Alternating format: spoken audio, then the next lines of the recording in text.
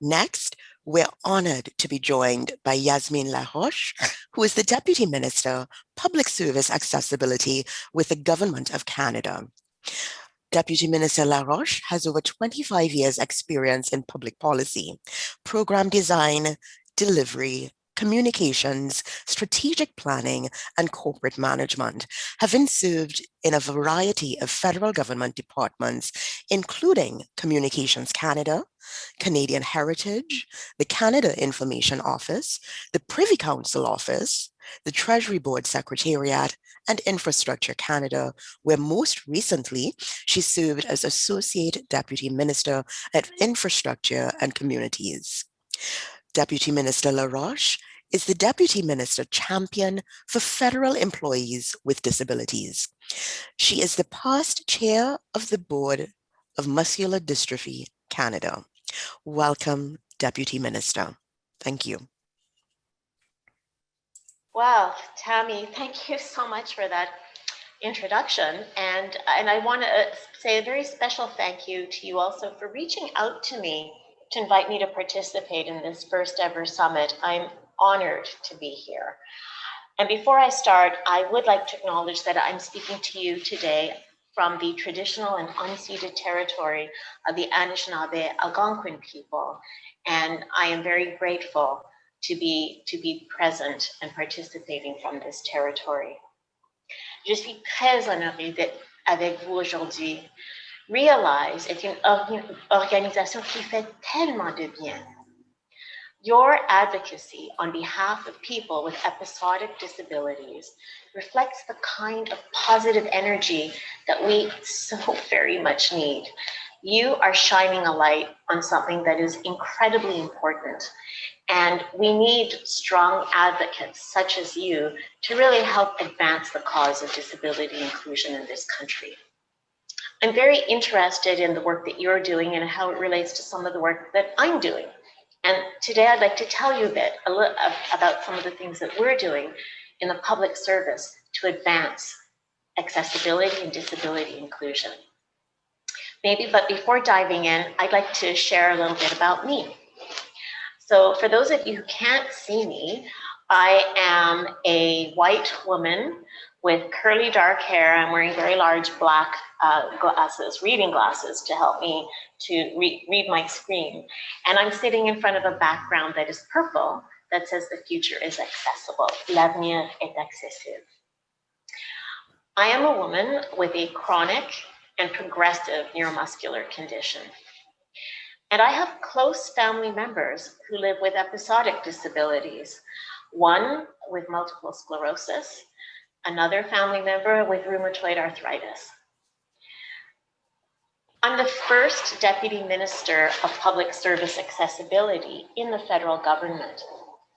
And I'm also the first visibly disabled Deputy Minister in the federal government.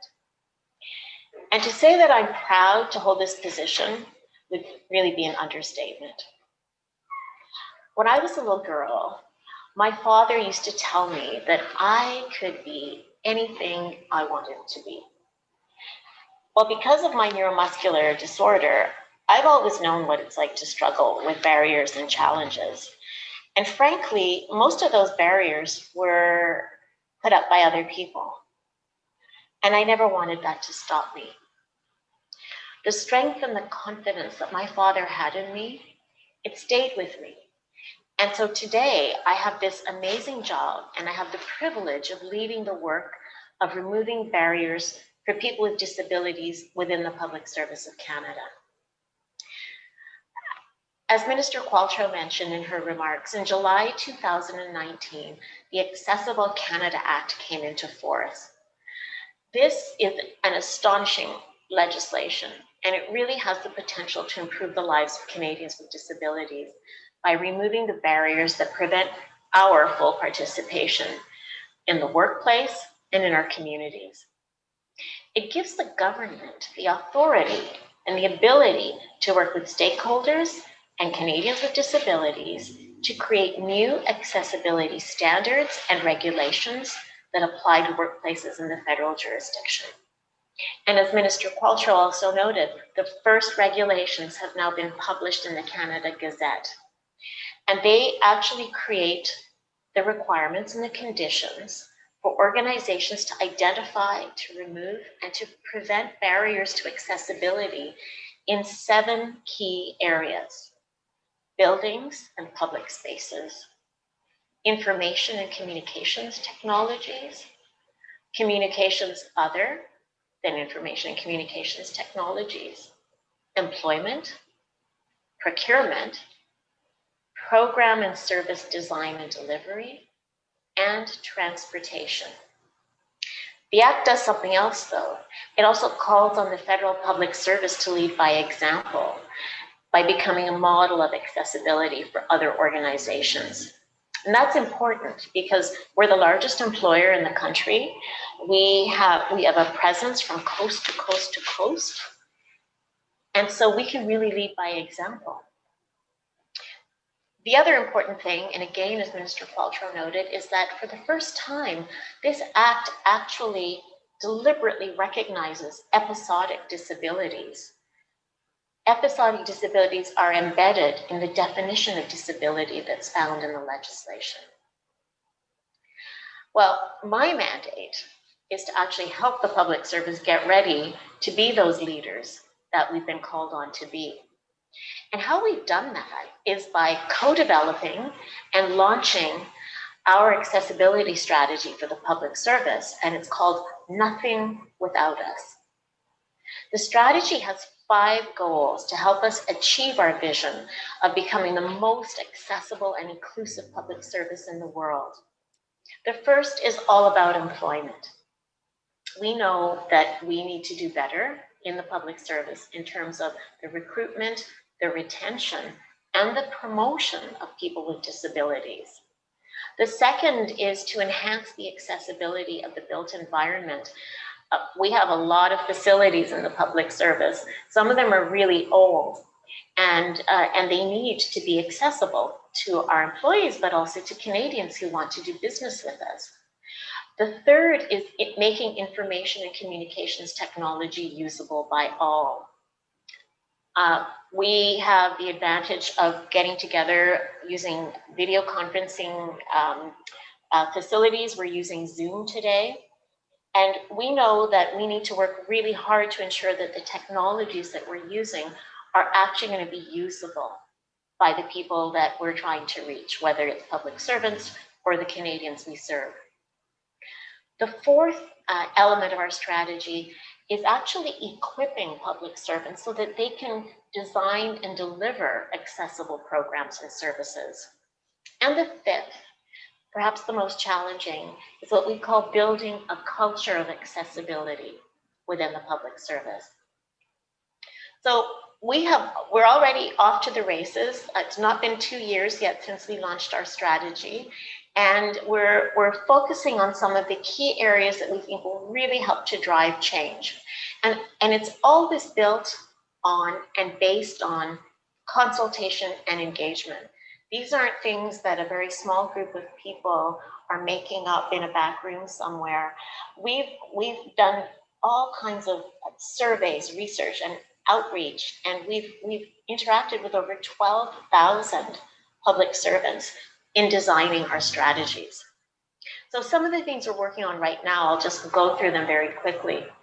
The government established a $10 million fund called the Centralized Enabling Workplace Fund. And it's to help us to pilot, to test, to design new ways to make our workplace much more welcoming for people with disabilities. So one of the things that we've done is champion what we call a tell us once approach, so that people with disabilities aren't constantly having to relitigate their requirements every time they change jobs. So the fund has allowed us to create something that we're calling the Workplace Accessibility Passport. And what it does is it helps employees and their managers to have conversations about the equipment and the supports that employees need so that they can make their best contribution in the job. And the passport will follow the employees throughout their public service careers, and they can be updated as needed. This is a hugely useful tool for employees with disabilities, including episodic disabilities, because it means you avoid having to repeat and justify your accommodation needs. Some of the other initiatives that this fund has invested in, we're developing a catalog of the most commonly requested adaptive devices and a streamlined procurement process so that people don't have to wait years before getting the tools and the equipment that they need. We've created a centralized lending library of adaptive technologies for employees who are only with us for a short time. Maybe they're students, or maybe they're just coming in to work on a short contract with us. This is a way of making sure that we can bring in people quickly, regardless of what their abilities or disabilities are. We're investing in capacity building through training and tools and guidance around workplace accommodations. And we're researching the current situation and best practices. We're launching some employment initiatives. The Public Service Commission has launched a federal internship program for Canadians with disabilities. And we're also looking at our existing career development programs to make sure that we're not excluding people with disabilities and that they too have an opportunity to participate. In addition, the government has set a target of hiring 5,000 new employees with disabilities by 2025. And when it comes to buildings, our colleagues at Public Services and Procurement Canada are doing an accessibility audit of federally owned and leased buildings. And they're looking at how do we go above and beyond conventional standards so that we can be truly accessible. And what's so interesting to me is that right now, because of COVID, while a lot of our buildings are empty, they're actually looking at how to accelerate some of the work that we need to do. In terms of information and communications technology, there too, COVID has had this unintended consequence. We had a 3-year strategy to roll out Microsoft Office 365, which has all kinds of accessibility features built right into it. Well, because of COVID, that 3-year plan was delivered in 6 weeks. So now we have much broader and better access to basic tools that make it easier for employees with disabilities. We also, we're looking at service delivery, and there I want to give a shout out to my colleagues at Service Canada. They're the largest federal provider of programs and services, and they've actually developed an accessibility roadmap, and it's to help them meet or exceed the requirements of the legislation. The roadmap identifies ways to improve the accessibility of all of their services, including the physical environment, improving staff awareness of accessibility, and reviewing how they communicate with Canadians. The fifth goal, as I mentioned, is the challenging one about building an accessibility confident public service. How do we ensure that all public servants understand what accessibility means and why it's so important that we become a more accessible and inclusive employer and service provider? To that end, my office is working with the Canada School of Public Service and other partners across government to build knowledge, skills, and capacities around accessibility and disability inclusion. For example, the Canada School of Public Service has been hosting a regular Spotlight on Accessibility series. And these are learning events that are open to all federal public servants. And they've looked at issues such as service delivery, information communications technology, procurement, the built environment.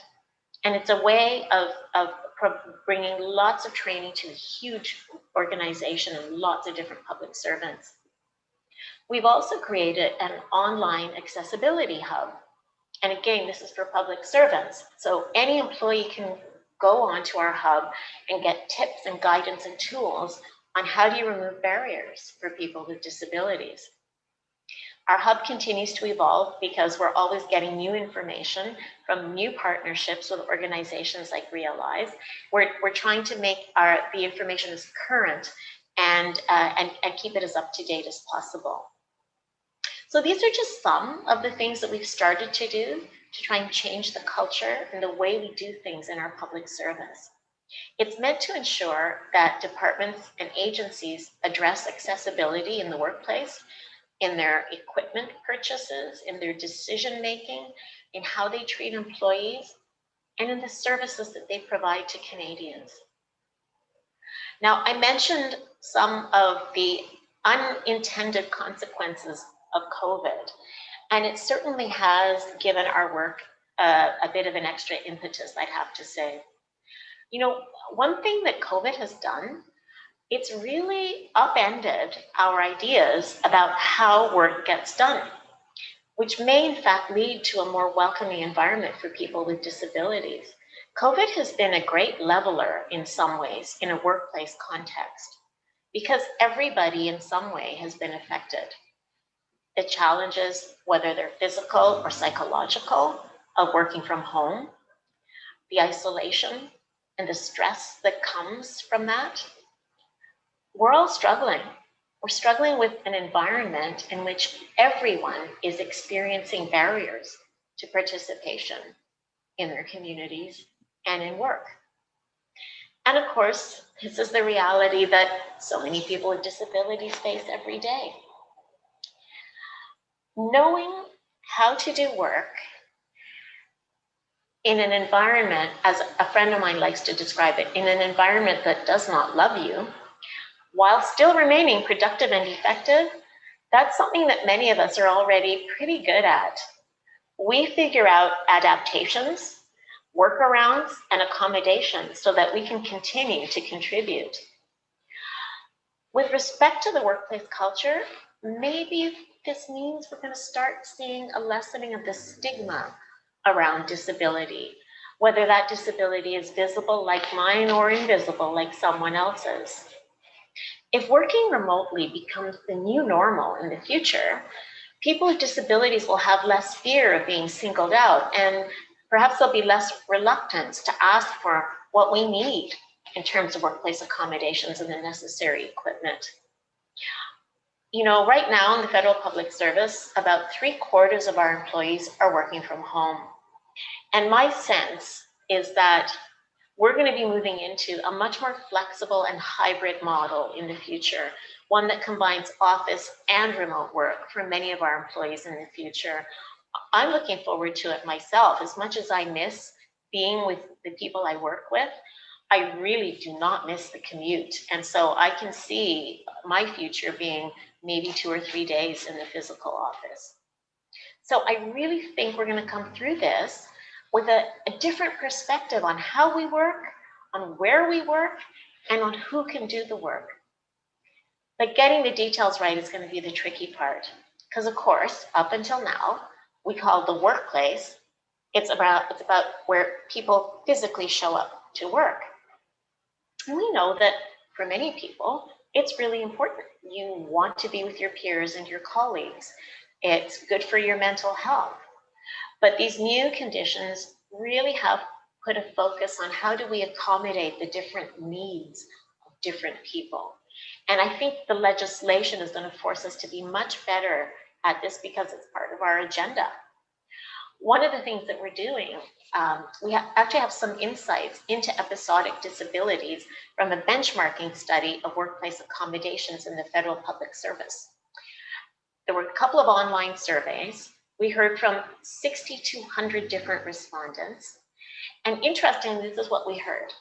66% of respondents said that their disability was permanent. 28% said that it was episodic, and 5% said it was temporary. And 27% of accommodation requests that were received were related to episodic or recurring disabilities.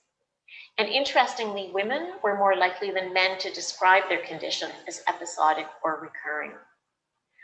So we know that there are a lot of challenges that are faced by people with episodic disabilities, particularly around flexible work schedules, about getting the necessary accommodations, about gaps in sick leave coverage. And we know it's going to take a lot of work for us working with provincial and territorial partners and employers to address this. As Tammy noted, many episodic disabilities are invisible. And we know that that disclosure decision can be very challenging. And sometimes it's needed in order to get the accommodations that you need. So we have to make sure that we're putting a lot of privacy um, parameters around this.